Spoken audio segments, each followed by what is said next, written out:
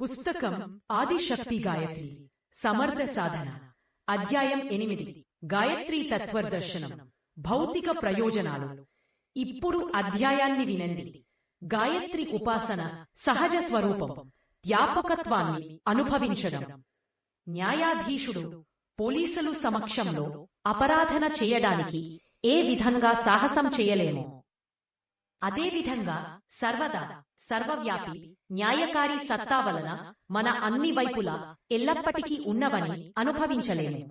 ఓం అనగా పరమాత్మ, ఆయన విరాట్ విశ్వ బ్రహ్మాండ రూపంలో వ్యాపించి ఉంటాడనే విషయాన్ని కూడా తెలుసుకోవాలి.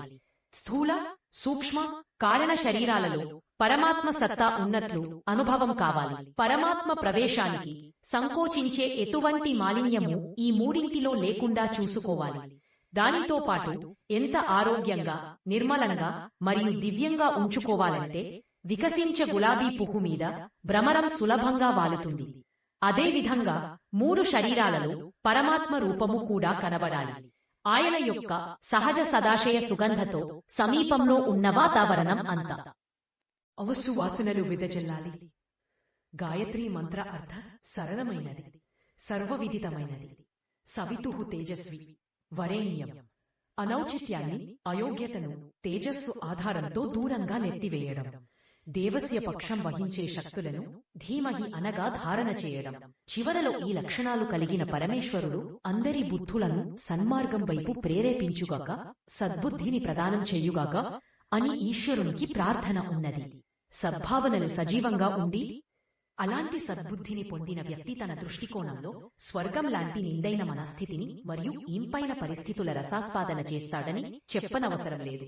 అతడు ఎక్కడున్నా తన లక్షణాల బలంతో స్వర్గ వాతావరణాన్ని నిర్మించుకుంటాడు. స్వర్గప్రాప్తి తరువాత దైవీ వరాల 2వ లాభం మోక్షం. దోషదుర్గుణలున్నాన్ని ముక్తి, భవబంధనాలున్నాన్ని ముక్తి. స్వతంత్ర అస్తిత్వంలో జన్మించిన మనుషులను కోరికలు, కుతంత్రాలు తమ బంధనాలలో బంధించడమే భవబంధనం. ఆత్మను శోధించి వాటిని తొలగించుకోగలిగితే జీవిస్తూనే మోక్షాన్ని పొందినట్లు భావించవచ్చు. ఇందుకోసం మరణకాలం వరకు ఎదురుచూడవలసిన పని లేదు.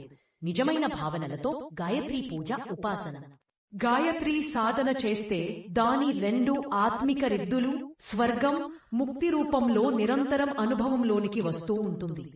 ఆ రసాస్వాదనలో ప్రతి క్షణం కృతకృత్యమవుతూ ఉన్నట్లు అనుభవపూర్వకంగా తెలుస్తుంది. గాయత్రీ ఉపాసన ద్వారా అనేక భౌతిక సిద్ధలు లేదా ప్రయోజనాలు లభిస్తాయని చారిత్రక పురాణాలలో వర్ణించబడింది.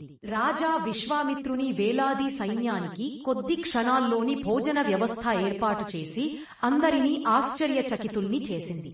గాయత్రీ మాత గౌతమ మునికి అక్షయ పాత్రను ప్రసాదించింది. దాని ద్వారా ఆ రోజులలో దుర్భిక్ష పీడితులైన ప్రజలకు ఆహారం లభించింది. దశరథుని చేత పుత్రకామేష్ఠి యజ్ఞం చేయించింది. శృంగి ఋషికి కూడా గాయత్రీ అనుగ్రహమే లభించింది. ఇలాంటి అనేక కథలు, గాథలు పౌరాణిక సాహిత్యంలో నిండి ఉన్నాయి. వాటిలో గాయత్రీ సాధన యొక్క ప్రతిఫలాల చమత్కారాలు కనిపిస్తాయి.